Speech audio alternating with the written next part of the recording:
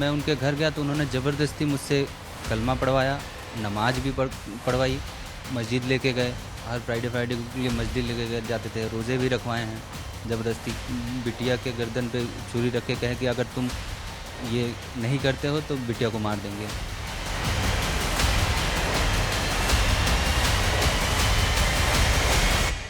Police की गिरफ्त में आए जमालुद्दीन उर्फ छांगुर बाबा के गुनाहों की फहरिस्त काफी लंबी है। उसने न सिर्फ सैकड़ों महिलाओं को अपने जाल में फंसाया, बल्कि धार्मिक आयोजन की आड़ में कई पुरुष भी उसके निशाने पर होते थे और पुरुषों को अपने जाल में फंसाने के लिए वो बाकायदे हनी ट्रैप का इस्तेमाल करता था। उसके गैंग में कई ऐसी महिलाएं थी जो पुरुष होते थे उनको अपने जाल में फंसाती थी और फिर बाकायदे उनके साथ शादी करती थी और फिर धर्मांतरण की कोशिश की जाती थी और इस काम में खुद छांगुर बाबा इन्वॉल्व होता था। छांगुर बाबा ऐसे लोगों का माइंड वॉश करता था, इस्लाम के प्रति, जिहाद के प्रति उनको एक तरीके से उनको अपनाने के लिए लगातार प्रयास करता था। और इन्हीं लोगों में से एक है हमारे साथ ज्योतिर्मय हैं जो भदोही के रहने वाले हैं। इनके साथ भी कुछ ऐसी ही घटना हुई है। इन्हें पहले हनी ट्रैप में फंसाया गया और फिर इनका धर्मांतरण करने की कोशिश की गई।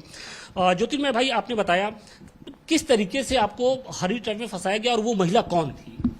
आफरीन जहां उनका नाम था, पहले उन्होंने इशिता राय बताया था। तो जब मैंने उनका आधार कार्ड देखा था तो पता चला कि अब ये मुस्लिम है। तो आफरीन से कैसे आपकी मुलाकात हुई थी? आफरीन से मेरा संपर्क हुआ था, मैसेज के थ्रू हुआ था। फिर वो एक बार हमसे मिलने के लिए आई थी। तो इसी तरीके से धीरे धीरे करके एक बार मैं शादी के लिए वहाँ भी गया था लखनऊ, तो वहीं पे मुलाकात हुई उनसे। शादी आप लोगों ने की। शादी के बाद जब आपको ये मालूम चला कि ये तो इशिता तो आफरीन है, फिर आपने क्या आपका रिएक्शन क्या था? तो मैं तो सोचा ये मुस्लिम है। अब मैं हिंदू मुस्लिम में कोई वो देखता नहीं था, लेकिन उनका काम कुछ और था। तो उनसे मेरी शादी करी। उन्होंने खुद ही हमसे कहा कि यहाँ आर्य समाज में कन्वर्ट हो जाते हैं, कन्वर्ट होके फिर उसके बाद आप हिंदू धर्म से रीति रिवाज से शादी कर लेंगे। तो 7-8 साल तक हम लोग साथ रहे हैं। तो इस दौरान क्या आपको भी ये कहा जाता था कि नहीं, आप भी जो मुस्लिम धर्म है उसको स्वीकार करो? आपको ससुराल वाले जब वहाँ पे रहते थे तो क्या कुछ कहते थे? ससुराल वाले यहाँ आके कहते थे। ससुराल वाले जब यहाँ घर आते थे, आने जाने लगे, तब ये लोग हमको टॉर्चर, या बीवी को ऐसे करके कहते थे कि तुम हिंदू से मुस्लिम धर्म में कन्वर्ट हो जाओ। प्रेशर डालते थे उनको, और मेंटली प्रेशर डालते थे कि मुस्लिम धर्म में कन्वर्ट हो जाओगे तो ये हो जाएगा, वो हो जाएगा, बहुत अच्छे नेमतें होंगी, तुमको जन्नत का दरवाज़ा खुल जाएगा। ऐसी बातें करते थे उनके घर वाले। तो क्या नमाज पढ़ने, कलमा पढ़ने, इसके लिए भी कहते थे? जब मैं उनके घर गया तो उन्होंने ज़बरदस्ती मुझसे कलमा पढ़वाया, नमाज भी पढ़वाई, मस्जिद लेके गए। हर फ्राइडे के लिए मस्जिद लेके गए जाते थे, रोज़े भी रखवाए हैं ज़बरदस्ती। बिटिया के गर्दन पे छुरी रख के कहे कि अगर तुम ये नहीं करते हो तो बिटिया को मार देंगे। इसके डर से हम ये सब करते थे। अच्छा, इस बीच में आपकी मुलाकात छांगुर बाबा से कब हुई और जब छांगुर बाबा मिले तो क्या कुछ बात हुई उनसे? उन्होंने आपको क्या बताया? छांगुर बाबा से मुलाकात मेरी ऐसे नहीं हुई। वो दिसंबर या जनवरी का महीना था, वो आए थे। इनकी बड़ी बहन है शीबा खातून, उन्हीं से कोई कनेक्शन था, तो वो लेके आए थे। तो वो हमसे बोले कि इनसे बात कर लीजिए थोड़ा। तो वो हमको समझाने लगे कि मुस्लिम धर्म में कन्वर्ट हो जाओ, आप अकेले हो, आगे पीछे कोई है नहीं, मुस्लिम धर्म में कन्वर्ट हो जाओ तो अच्छी बातें कि जन्नत का दरवाज़ा खुल जाएगा, ये वो यही सब बातें करते थे। तो आपको ये मालूम चला, आपको ऐसा लगा कि क्या ये पूरा एक रैकेट है जो इस तरीके के काम में लगा हुआ? कभी आभास हुआ आपको? नहीं, एकदम पता नहीं चला। इनके घर वालों के क्या कनेक्शन है उनसे, या फिर किसी से कोई कनेक्शन, कुछ नहीं पता चलता था। अचानक से मिले। हाँ, मैंने भी ऐसे नेगलेक्ट कर दिया था कि हाँ कोई होगा मिले। तो आपके ससुराल वालों ने जब छांगुर बाबा से आपको मिलवाया तो क्या कह के मिलवाया कि ये कौन है छांगुर बाबा? एक मौलवी है, मौलाना है। तो हम भी नहीं जानते थे मौलवी क्या होते हैं, मौलाना क्या होते हैं। उन्होंने ऐसे ही मिलवाई, बात की, फिर चले गए। तो आपने बताया नहीं कि नहीं मैं मुस्लिम धर्म स्वीकार नहीं करना चाहता हूँ? आपने उनसे कहा? वो हमसे जबरदस्ती मुस्लिम धर्म में कन्वर्ट करा रहे थे। हम स्वीकार हो ना हो उससे मतलब नहीं था। वो हमको कह रहे थे कि मुस्लिम धर्म तुमको कन्वर्ट करना ही करना है, होना ही होना है तुमको, होके तुमको ये करना ही करना है। वो हमको ये समझा रहे थे कि ये कन्वर्ट हो जाओगे तो ऐसा अच्छा मिलेगा, वो अच्छा मिलेगा। तो क्या कुछ पैसे से कभी प्रलोभन दिया गया या फिर आपको धमकाया गया कि नहीं आपको ये मुस्लिम धर्म स्वीकार करना है? और मुस्लिम धर्म स्वीकार करने के लिए ऐसा नहीं, वो किसी किसी का एग्जाम्पल देते थे कि ये देखिए ये मुस्लिम धर्म कन्वर्ट हो गए तो ये देखिए अच्छी नेमतें पा रहे हैं, ये अच्छा हो रहा है, वो अच्छा हो रहा है, यही सब बताते थे, 2-3 एग्जाम्पल देते थे। मतलब आपको लालच दिया जाता था, तमाम तरह से लालच, पैसे का लालच, शोहरत और उसका माइंड वॉश जिसको बोला जाता है। कहते थे कि हाँ अल्लाह को क्या आपके दिमाग पे कितना असर किया था जब वो छागुर बाबा ने उस दौरान आपसे बातचीत की थी, आपके इस्लाम धर्म के बारे में सब कुछ बताया था, तो एक पल के लिए आपको भी लगा होगा?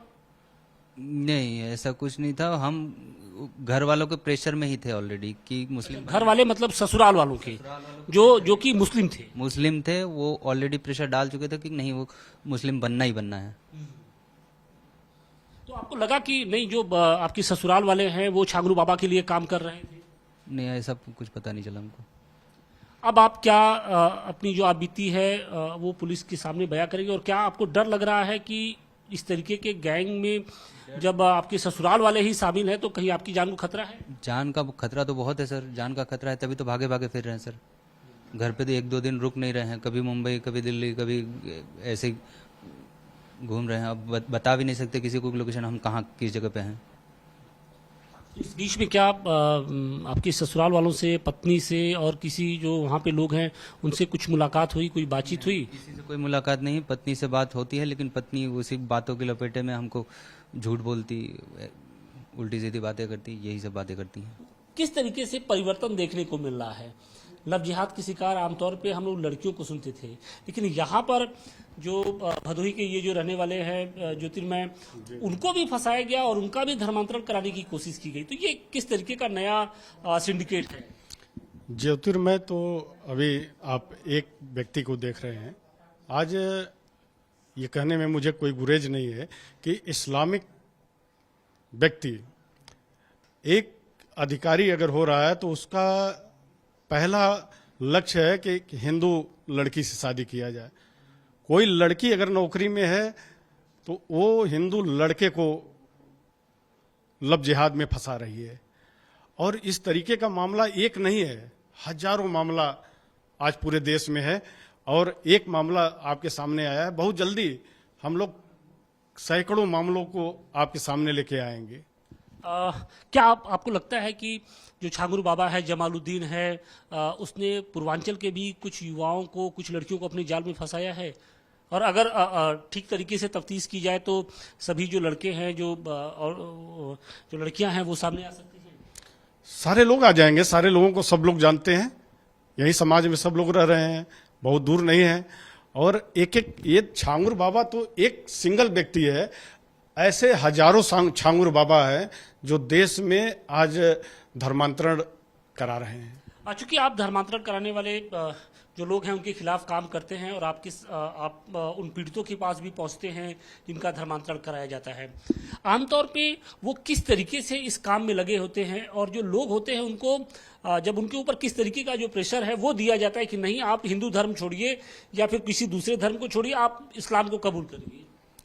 आज देखिए इनके पास हनी ट्रैपिंग बहुत बड़ा हथियार है और उस हथियार से ये सबको धर्मांतरण करा रहे हैं।